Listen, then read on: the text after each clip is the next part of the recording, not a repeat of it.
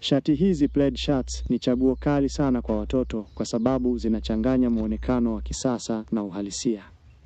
Hapa kuna uchambuzi wa ubora na jinsi ya kuzichagua.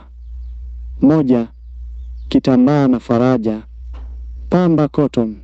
Shati nyingi za aina hii hutengenezwa kwa pamba 100% au mchanganyiko wa pamba na polyester.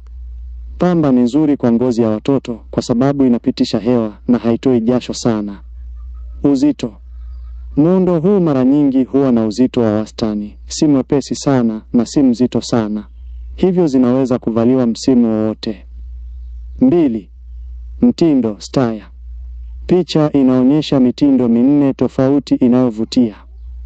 Rangi: machale plaid ya rangi ya udongo, nyekundu, nyeusi/nyeupe na njano ni rangi zinazoendana na nguo nyingi. Mshono inaonekana ni slim fit au regular fit, ambayo inakaa vizuri mwilini bila kuonekana imepwaya sana. Versatility. Zinaweza kuvaliwa kama shati rasmi zikiwa zimefungwa vifungo au kama koti dogo zikiwa wazi na t-shirt nyeupe ndani. 3. Jinsi ya kuzipangilia styling tips.